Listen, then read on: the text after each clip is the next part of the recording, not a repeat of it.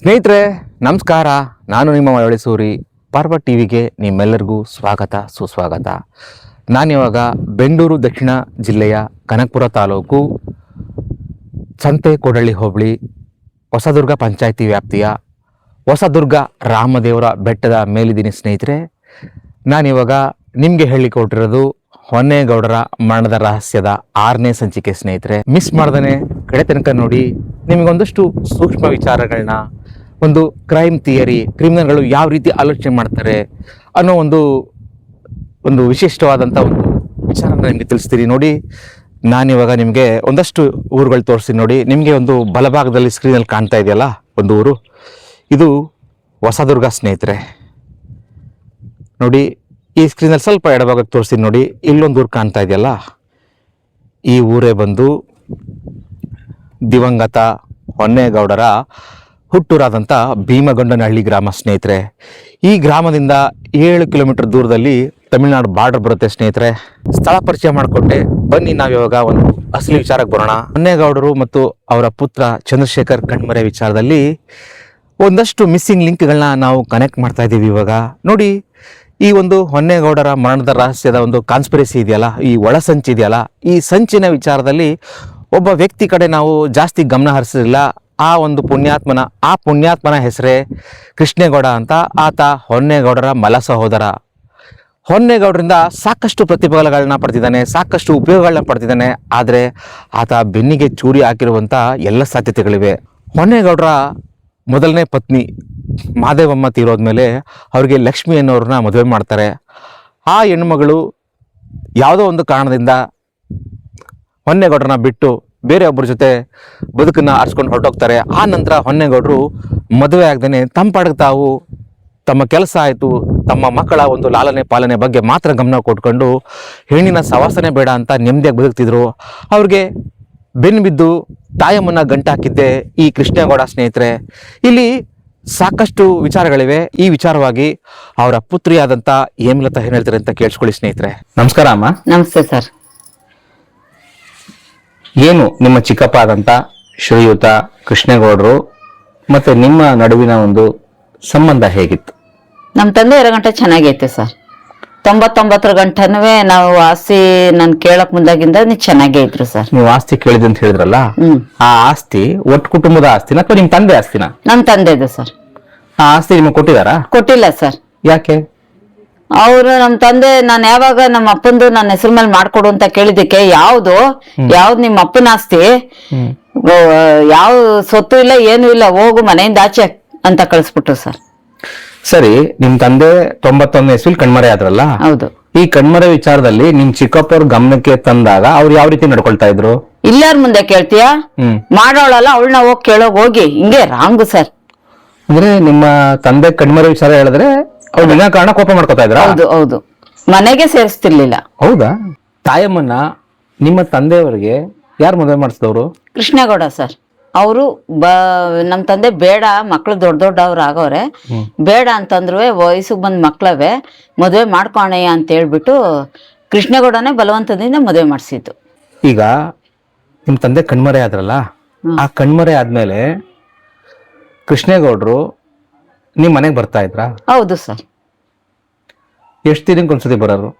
ಅವ್ರು ವಾರಕ್ಕೊಂದ್ಸತಿ ಬರೋರು, 10 ದಿವಸಕ್ಕೆ ಬಂದು 3-4 ದಿನ ಇದ್ದಿದ್ದು ಹೋಗ್ತಾ ಇದ್ರು. ಕೃಷ್ಣೇಗೌಡರು ನಿಮ್ ಮನೆಗೆ ಬಂದಂತ ಸಮಯದಲ್ಲಿ ಮನೆಯಲ್ಲಿ ಯಾವ ರೀತಿ ನಡ್ಕೊತಾ ಇದ್ರು ತಾಯಮ್ಮ?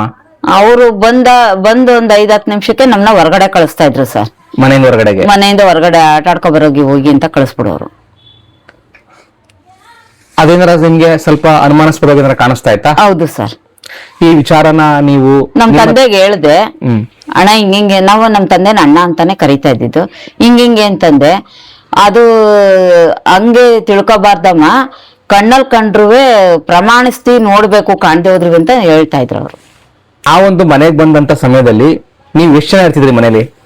ನಾನು, ನಮ್ಮಣ್ಣ, ನನ್ನ ತಮ್ಮ, ಅವಳ ಮಗ, ಈ 4 ಜನ ಇರ್ತಿದ್ದ ಸರ್ ಮಕ್ಳು. 4 ಜನ ಮಕ್ಳು ಇರ್ತಿದ್ರ? ಹೌದು. ಅಣ್ಣ ಅಂತಂದ್ರಲ್ಲ, ರಮೇಶ್ ಅಂತ, ಮನೇಲಿ ಚಂದ್ರಿ ಅಂತ ಕರಿತೀವಿ. ಅವ್ರು ಯಾರ ಮಗ? ಅವರು ಅಂದ್ರೆ ನಮ್ ದೊಡ್ಡಮ್ಮನ ಮಗ ಸರ್. ಅಂದ್ರೆ ನಿಮ್ ತಾಯಿಯವರ ಅಕ್ಕನ ಮಗ. ಅಕ್ಕನ ಮಗ? ಹೌದು. ಈಗ ಅವ್ರು ಎಲ್ಲಿದ್ದಾರೆ? ಗೊತ್ತಿಲ್ಲ ಸರ್. ಅವನು ಸ್ವಲ್ಪ ಮಾನಸಿಕವಾಗಿ ಅವನು 3 ತಿಂಗಳು ಮನೇಲಿದ್ರೆ 9 ತಿಂಗಳು ವರ್ಷ ಮನೇಲಿ ಇರ್ತಿರ್ಲಿಲ್ಲ ಸರ್ ಅವನು. ಅವ್ನು ಈಗೂ ಎಲ್ಲಿದ್ದಾನೆ ಅಂತಾನು ನಮಗೂ ಗೊತ್ತಿಲ್ಲ. ಹುಡುಕಿ ಸಾಕಾಯ್ತು ಸರ್ ನಮಗೂ. ಆತನ್ನ ನೀವು ಕರ್ಕೊಂಡ್ಬಂದು ಸರಿ ಮಾಡೋದು, ಮದುವೆ ಮಾಡೋದು ಆ ಥರದ್ದೇನು ಪ್ರಯತ್ನ ಪಡ್ಲಿಲ್ವಾ ನೀವು? ಮಾಡಿದೆ ಸರ್, ಇಲ್ಲೇ ಕರ್ಕೊಂಡ್ಬಂದು ಮಂಡ್ಯದಲ್ಲೇ ಇಟ್ಕೊಂಡು ಎಣ್ಣೆಲ್ಲಾ ನೋಡಿದೆ ಸರ್. ಇಂತ ಅವನೇ ಅಂದಿದ್ದಕ್ಕೆ ಕರ್ಕೊಂಡ್ಬಂದು ಎಲ್ಲಾ ಮಾಡ್ದೆ. ಅವ್ರು ಮದುವೆಗೆ ಉಂಗುರ ಕೊಡ್ತೀನಿ ಅನ್ನುವಾಗ ಮಾಯ ಆದವನು ಇನ್ನೂ ಕಣ್ಣು ಕಂಡಿಲ್ಲ ನಮ್ಗೆ. ಈಗ ಯಾವ ಊರ್ಲಿದ್ದಾರೆ ಅಂತ ಗೊತ್ತಿಲ್ಲ ಸರ್. ನಾನು ಸಂಸಾರಕ್ಕೆ ಎಲ್ಲಿ ಅಂತ ಹುಡ್ಕಾನೆ ಸರ್ ಅವನ್ನ. ಹೇಮಲತಾ ಅವರು ಏನ್ ಹೇಳಿದ್ರು ಅಂತ ಕೇಳಿಸ್ಕೊಂಡ್ರಲ್ಲ ಸ್ನೇಹಿತರೆ. ನೋಡಿ, ಹೊನ್ನೇಗೌಡರು ಮತ್ತು ಅವರ ಪುತ್ರನ ಒಂದು ಕೊಲೆಗಳ ವಿಚಾರದಲ್ಲಿ ನಾನು ನಿಮ್ಗೊಂದು ಸೂಕ್ಷ್ಮ ವಿಚಾರ ಹೇಳ್ತೀನಿ. ಹೊನ್ನೇಗೌಡರ 3ನೇ ಪತ್ನಿ ತಾಯಮ್ಮ ಇದಾರಲ್ಲ, ಆಕೆ ಯಾವುದೇ ಒಂದು ಓದು ಬರಹ ಗೊತ್ತಿಲ್ಲದಿರುವಂತಹ ಹೆಣ್ಣುಮಗಳು. ಆಕೆ ಶಾಲೆಯ ಮೆಟ್ಟಿಲನ್ನೇ ಹತ್ತಿಲ್ಲ ಸ್ನೇಹಿತರೆ. ಆದರೆ ಹೇಗೋ ಆಕೆ ಸಹಿ ಮಾಡೋದನ್ನಷ್ಟೇ ಮಾತ್ರ ಕಲ್ತಿದ್ದಾಳೆ ಸ್ನೇಹಿತರೆ. ಆಕೆಗೆ ಇಂಥ ಒಂದು 2 ಕೊಲೆಗಳನ್ನ ಮಾಡಿ ಅದನ್ನ ಅರ್ಗಿಸ್ಕೊಳ್ಳುವಷ್ಟು ಬುದ್ಧಿಶಕ್ತಿ ಖಂಡಿತ ಇಲ್ಲ. ಒಂದು ಕೊಲೆ ಮಾಡಿದಾಗ ಸಹಜವಾಗಿ ಭಯ ಇರುತ್ತೆ. ಆ ಭಯದಿಂದ ಸಾಕಷ್ಟು ತಪ್ಪು ಹೆಜ್ಜೆಗಳನ್ನ ಇಟ್ಟು ಎಡವಟ್ಟುಗಳನ್ನ ಮಾಡ್ಕೊಳ್ತಾರೆ. ಆದರೆ ಇಲ್ಲಿ ಹೊನ್ನೇಗೌಡರು ಮತ್ತು ಚಂದ್ರಶೇಖರ್ ಕೊಲೆ ವಿಚಾರದಲ್ಲಿ ಅವರು ತುಂಬಾ ಬ್ರಿಲಿಯಂಟ್ ಆಗಿ, ತುಂಬಾ ಆರ್ಗನೈಸ್ಡ್ ಆಗಿ ಹೆಜ್ಜೆ ಹಾಕಿದ್ದಾರೆ. ಇದರಿಂದ ಯಾರೋ ಒಬ್ಬ ಮಾಸ್ಟರ್ ಮೈಂಡ್ ಇದೆ ಅಂತ ನಾನು ಹಿಂದೆನೂ ಹೇಳಿದ್ದೆ. ಅದು ಬೇರೆ ಯಾರು ಅಲ್ಲ, ತಾಯಮ್ಮನವರ ಚಿಕ್ಕಪ್ಪ, ಒಬ್ಬ ವಕೀಲ ಆಗಿದ್ದ. ಆತನಿಗೆ ಸಾಕಷ್ಟು ಅನುಭವಗಳಿರುತ್ತೆ. ಆತನೇ ಈ ಒಂದು ವಿಚಾರದಲ್ಲಿ ತಾಯಮ್ಮ ಮತ್ತು ಆ ಕುಟುಂಬದವರು, ಆ ಅಣ್ಣ ತಮ್ಮಂದಿರಿದಾರಲ್ಲ, ಮತ್ತೆ ಇವರೆಲ್ಲರೂ ಸೇರಿಕೊಂಡು ಒಂದು ತುಂಬ ಆರ್ಗನೈಸ್ಡ್ ಆಗಿ ಈ ಕೊಲೆ ಕೇಸನ್ನ ಮುಚ್ಚಾಕಿದ್ದಾರೆ. ಆದರೆ ನಾವು ಕೃಷ್ಣೇಗೌಡನ ಕಡೆ ಯೋಚನೆ ಮಾಡಿರಲಿಲ್ಲ. ಈಗ ಕೃಷ್ಣೇಗೌಡನ ವಿಚಾರನೂ ಕೂಡ ಸಾಕಷ್ಟು ಆತನ ಬಗ್ಗೆ ಮಾಹಿತಿ ಕಲೆ ಆಗ್ತಾ ಇದ್ದೀವಿ. ನೋಡಿ ಸ್ನೇಹಿತರೆ, ಈ ಒಂದು ಹೊನ್ನೇಗೌಡರ ಕೊಲೆಗಳ ಒಂದು ಕ್ರೈಮ್ ಥಿಯರಿ ಇದೆಯಲ್ಲ, ಅಲ್ಲಿ ನಿಮಗೆ ಒಂದು ಸೂಕ್ಷ್ಮ ವಿಚಾರ ಹೇಳ್ತೀನಿ ನೋಡಿ. ಎಷ್ಟೋ ಪೇಪರ್ಗಳಲ್ಲಿ, ಟಿವಿಗಳಲ್ಲಿ ಎಷ್ಟೋ ಕೊಲೆ ಪ್ರಕರಣಗಳ ಬಗ್ಗೆ ಓದಿರ್ತೀರ ನೀವು. ಗಂಡನ ಹೆಂಡತಿ ಕೊಲೆ ಮಾಡಿ, ಹೆಂಡತಿ ಅಥವಾ ಗಂಡನ ಕೊಲೆ ಮಾಡಿ, ಅಥವಾ ಬಂಧುಗಳಲ್ಲೇ ಯಾರೋ ಕೊಲೆ ಮಾಡಿ ತಾವೇ ಹೋಗಿ ಮಿಸ್ಸಿಂಗ್ ಕೇಸ್ನ ರಿಜಿಸ್ಟರ್ ಮಾಡ್ತಾರೆ. ಯಾವುದೇ ಒಂದು ಮಿಸ್ಸಿಂಗ್ ಕೇಸ್ ರಿಜಿಸ್ಟರ್ ಮಾಡಿದಾಗ ಪೊಲೀಸರು ಏನು ಮಾಡ್ತಾರೆ ಅಂತಂದರೆ, ಮಿಸ್ಸಿಂಗ್ ಕಂಪ್ಲೇಂಟ್ ಕೊಟ್ಟವ್ರ ಮೇಲೂ ಕೂಡ ಅನುಮಾನನ ವ್ಯಕ್ತಪಡಿಸ್ತಾರೆ. ಅನುಮಾನ ದೃಷ್ಟಿಯಿಂದ ನೋಡಿ ಆ ಪ್ರಕರಣನ ಎಷ್ಟೋ ಪ್ರಕರಣಗಳ ಭೇದಿಸಿದ್ದಾರೆ. ಆ ಥರ ಸಾವಿರಾರು ಪ್ರಕರಣಗಳಿವೆ ಕರ್ನಾಟಕ ರಾಜ್ಯದಲ್ಲಿ.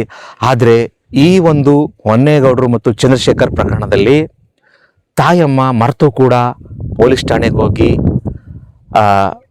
ತಂದೆ ಮೇಲಾಗಲಿ ಮಗನ ಮೇಲಾಗಲಿ ಒಂದು ಮಿಸ್ಸಿಂಗ್ ಪ್ರಕರಣನ ದಾಖಲಿಸೇ ಇಲ್ಲ.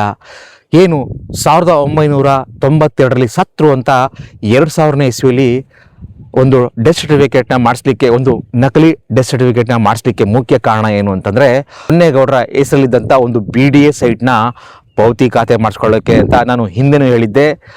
ಅದನ್ನು ಈಗಲೂ ಹೇಳ್ತಾ ಇದ್ದೀನಿ. ಆ ಕಾರಣಕ್ಕೋಸ್ಕರ ಆಕೆ ಮಾಡಿದ್ದಾರೆ. ಆದರೆ ಮಗ ಏನಾದ ಅನ್ನೋ ಒಂದು ಪ್ರಶ್ನೆಗೋಸ್ಕರ ಉತ್ತರ ಕೊಡಬೇಕಲ್ಲ, ಅದಕ್ಕೆ ಅವರು ಒಂದು ಮಿಸ್ಸಿಂಗ್ ಕೇಸ್ನ ದಾಖಲಿಸಿಲ್ಲ ಸ್ನೇಹಿತರೆ. ಮಿಸ್ಸಿಂಗ್ ಕೇಸ್ ದಾಖಲಿಸಿದರೆ ಈ ಪ್ರಕರಣ ಅವತ್ತೇ ಯಾರಾದರೂ ಭೇದಿಸಿರ್ತಿದ್ರೇನೋ. ಈ ರೀತಿ ಮಿಸ್ಸಿಂಗ್ ಕಂಪ್ಲೇಂಟ್ ಕೊಡಬೇಡ ಅಂತ ನಿಜಕ್ಕೂ ಗೈಡ್ ಮಾಡಿರೋದೆ ತಾಯಮ್ಮನ ಲಾಯರ್ ಚಿಕ್ಕಪ್ಪ ಅಂತ ನಮಗೆ 100ಕ್ಕೆ 100 ಖಚಿತವಿದೆ. ಯಾಕೆ ಅಂತಂದರೆ, ಒಂದು ಸಾಮಾನ್ಯ ಈ ಕನಕಪುರ ಭಾಗದಿಂದ ಬಂದಿರುವಂಥ ಒಬ್ಬ ಹಳ್ಳಿ ಹೆಣ್ಣುಮಗಳಿಗೆ, ಅವರ ಅಣ್ಣನ ತಮ್ಮಂದರಿಗಾಗಲಿ, ಈ ಕೃಷ್ಣೇಗೌಡನಿಗಾಗಲಿ ಈ ರೀತಿ ಒಂದು ಉಪಾಯ ಹೊಳೆಯಲಿಕ್ಕೆ, ಈ ಒಂದು ಆಲೋಚನೆ ಬರಲಿಕ್ಕೆ ಸಾಧ್ಯನೇ ಇಲ್ಲ ಸ್ನೇಹಿತರೆ. ಇದರಿಂದ ಒಬ್ಬ ಕ್ರಿಮಿನಲ್ ಲಾಯರ್ನ ಬುದ್ಧಿವಂತಿಕೆ ಡೆಫಿನೆಟ್ಲಿ ಇದೆ. ಆ ಲಾಯರ್ ಇವತ್ತು ಬದುಕಿಲ್ಲ ಸ್ನೇಹಿತರೆ. ಎಲ್ಲರೂ ಒಂದಿನ ಸಾಯಲೇಬೇಕು.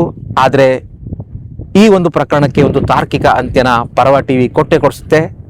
ತಾಯಮ್ಮ ಹೊನ್ನೇಗೌಡರ ಡೆತ್ ಸರ್ಟಿಫಿಕೇಟ್ನ 8 ವರ್ಷಗಳ ನಂತರ ಡೆತ್ ಸರ್ಟಿಫಿಕೇಟ್ ಮಾಡಿಸ್ಲಿಕ್ಕೆ ಮುಖ್ಯ ಕಾರಣ ಏನು ಅಂತಂದರೆ, ನಮ್ಮ ಭಾರತ ದೇಶದಲ್ಲಿ ಒಂದು ಕಾನೂನಿದೆ. ಅದೇನಂತಂದರೆ, ಯಾರೇ ಒಬ್ಬ ವ್ಯಕ್ತಿ 7 ವರ್ಷಗಳ ಕಾಲ ಸುದೀರ್ಘ ಕಾಲ ಕಣ್ಮರೆ ಆದರೆ ಆತನ್ನ ಸತ್ತಿದ್ದಾನೆ ಅಂತ ಘೋಷಣೆ ಮಾಡ್ಬೋದು ಸ್ನೇಹಿತರೆ.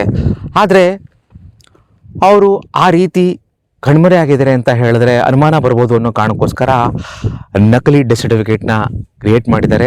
ಇಂದಿನ ಸಂಚಿಕೆಯಲ್ಲಿ ಅದು ನಕಲಿ ಅಂತ ನಾವು ಸಾಕ್ಷಿ ಸಮೇತ ರುಜುವಾತ್ ಮಾಡಿದ್ದೀವಿ ಸ್ನೇಹಿತರೆ. ಭೀಮಗೊಂಡನಹಳ್ಳಿ ಗ್ರಾಮದಲ್ಲಿ ನಾನು ಕೃಷ್ಣೇಗೌಡನ ಬಗ್ಗೆ ಎನ್ಕ್ವೈರಿ ಮಾಡಿದಾಗ ಆತನ ಬಗ್ಗೆ ಯಾರೊಬ್ಬರು ಒಂದು ಒಳ್ಳೆ ಅಭಿಪ್ರಾಯನ ಹೇಳಿಲ್ಲ. ಆತ ಕುತಂತ್ರಿ, ಗುಳ್ಳೆನರಿ ಬುದ್ಧಿ ಉಳ್ಳವನು ಅಂತ ಎಲ್ಲರೂ ಹೇಳ್ತಾ ಇದ್ದಾರೆ. ಸೊ ಇಲ್ಲೇನಾಗಿದೆ ಅಂತಂದರೆ, ಹೊನ್ನೇಗೌಡರಿಂದ ಹಲವಾರು ಉಪಯೋಗಗಳನ್ನ ಪಡೆದಿದ್ದಂಥ ಕೃಷ್ಣೇಗೌಡ ಹೊನ್ನೇಗೌಡರಿಗೆ ಬೆನ್ನಿಗೆ ಚೂರಿ ಹಾಕಿರೋದು 100ಕ್ಕೆ 100 ಖಚಿತ.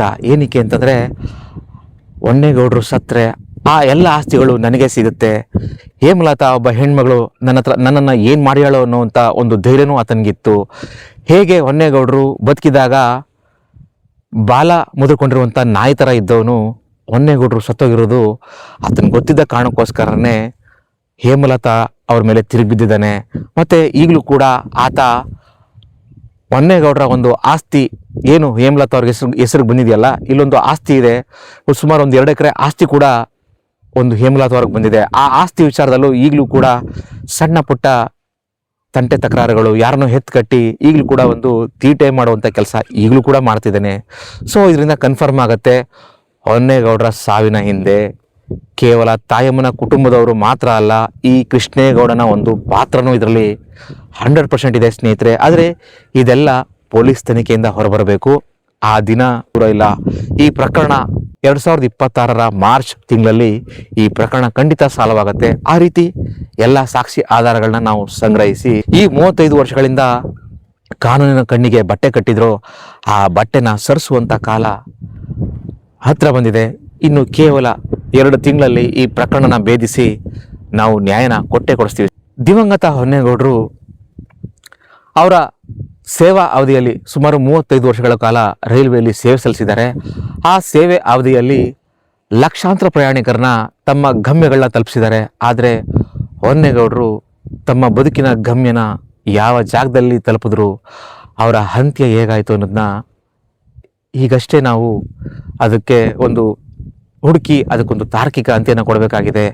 ಏನು ಹೊನ್ನೇಗೌಡರ ಪುತ್ರಿ ಮತ್ತು ಅವರ ಮಗ ಮನು ಅವರು ಅಂತಿಮ ವಿಧಿ ವಿಧಾನಗಳನ್ನ ಪೂರೈಸಿ ಒಂದು ಹಾಲು ತುಪ್ಪ ಬಿಡಬೇಕು ಅಂತಿದ್ದಾರೆ.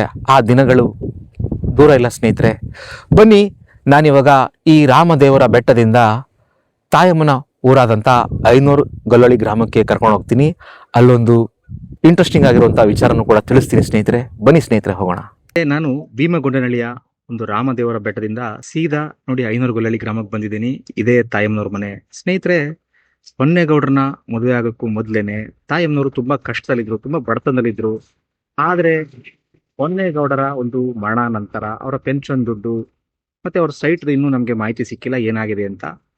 ಅದಾದ ನಂತರ ಇವರು 2002 ಮತ್ತು 4ರ ನಂತರ ತುಂಬಾ ಆರ್ಥಿಕವಾಗಿ ಚೇತರಿಸ್ಕೊಳ್ತಾರೆ, ಸಾಕಷ್ಟು ಬಲಾಢ್ಯರಾಗ್ತಾರೆ, ಸಾಕಷ್ಟು ಅನುಕೂಲ ಸ್ಥಿತಿಗೆ ಬರ್ತಾರೆ. ಮೋಸ್ಟ್ಲಿ ಈ ಮನೆ ಕಟ್ಟಿರುವಂತ ಒಂದು ಇಟ್ಟಿಗೆ ಮರಳಲ್ಲೂ ಕೂಡ ಹೊನ್ನೇಗೌಡರ ಒಂದು ಬೆವರು ಸುರಿಸಿ ಸಂಪಾದನೆ ಮಾಡಿರುವಂತಹ ಹಣ ಇದ್ರೂ ಇರ್ಬೋದು ಸ್ನೇಹಿತರೆ. ಧನ್ಯವಾದ ಸ್ನೇಹಿತರೆ ಈ ಸ್ಟೋರಿ ನೋಡೋದಕ್ಕಾಗಿ. ಈ ಸ್ಟೋರಿ ಇಷ್ಟವಾಗಿದ್ರೆ ಹೆಚ್ಚು ಜನಕ್ಕೆ ಶೇರ್ ಮಾಡಿ, ಲೈಕ್ ಮಾಡಿ. ಧನ್ಯವಾದ ಸ್ನೇಹಿತರೆ. ಚಕ್ರದಲ್ಲಿ ನ್ಯಾಯ ಮೇಲೇರಿದೆ, ಕಳ್ಳಕೂಟ ಕೆಳಗೆ ಉರುಳಿ ಮಣ್ಣಾಗಿದೆ. ನಮ್ಮ ಯೂಟ್ಯೂಬ್ ಚಾನೆಲ್ನ ಸಬ್ಸ್ಕ್ರೈಬ್ ಆಗಿ, ಲೈಕ್ ಮಾಡಿ, ಪಕ್ಕದಲ್ಲಿ ಕಾಣಿಸೋ ಬೆಲ್ ಐಕನ್ನ ಕ್ಲಿಕ್ ಮಾಡಿ.